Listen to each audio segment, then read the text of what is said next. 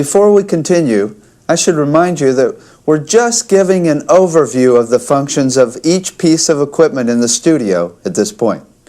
The idea is to explain each piece of equipment visually so that in the next video we can use these visuals to show different types of mixes.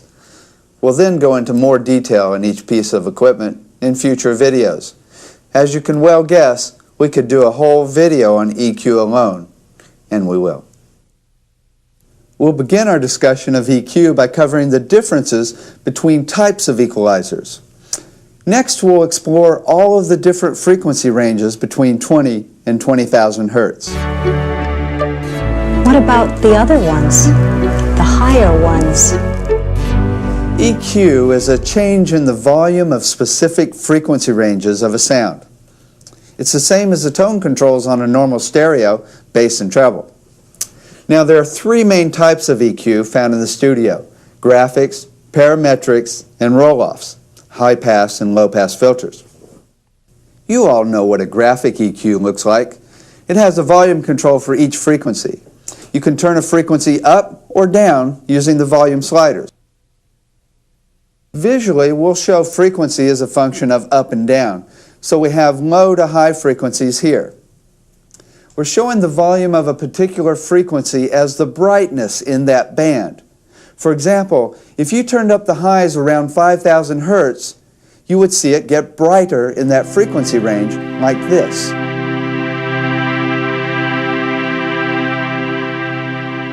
On a graphic EQ, you choose which frequency you will turn up or down by putting your finger on the correct slider. On a parametric EQ, you turn the frequency sweep knob in order to select the frequency that you want to turn up or down.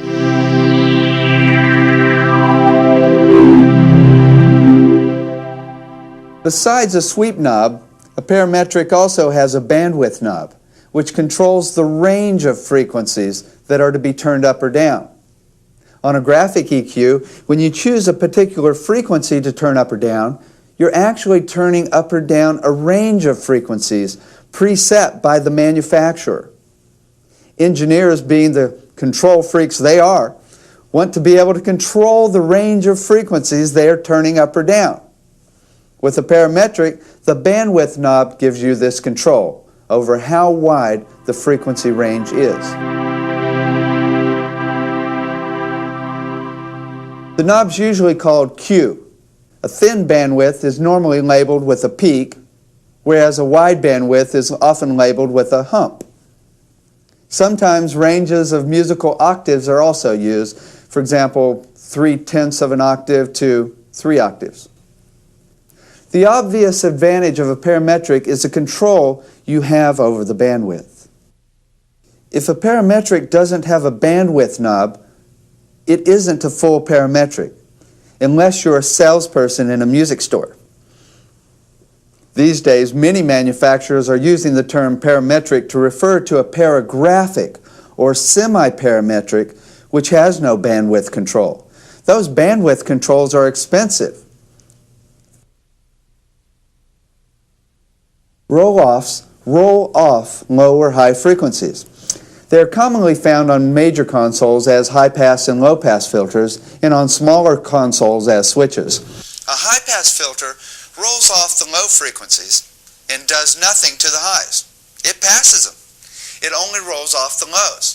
This is especially helpful to get rid of low-frequency sounds such as trains, planes, trucks, air conditioners, earthquakes, or bleed from bass guitar or kick drum, and serious foot stomping.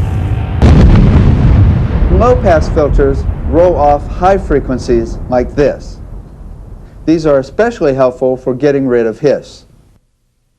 Roll-offs can often be found on microphones and smaller mixing consoles like Mackie and Soundcraft as switches that simply roll off lows when the switch is engaged.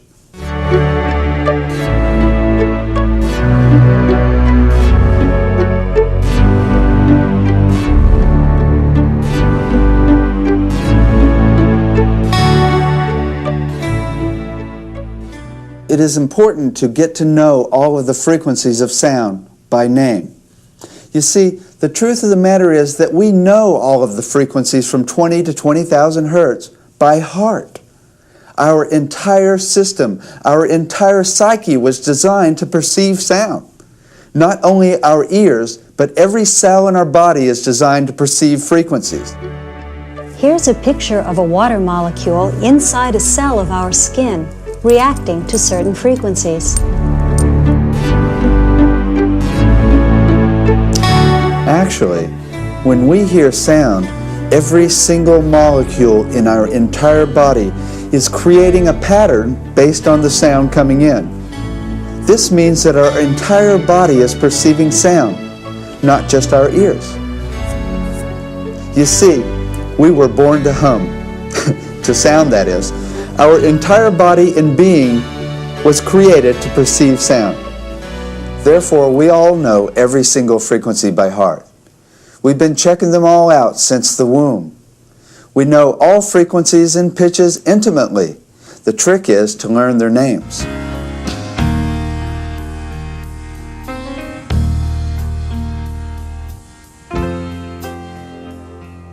We'll get into more detail on all of the frequency ranges and how to remember them in future videos. Then you'll be able to remember what boosting or cutting each frequency does to each instrument in the world. Specialists don't seem to agree on how different frequencies affect us emotionally.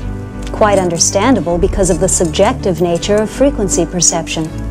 Psychologists to philosophers have written books about how sounds affect us emotionally and how people have organized their ways of perceiving difference in frequency.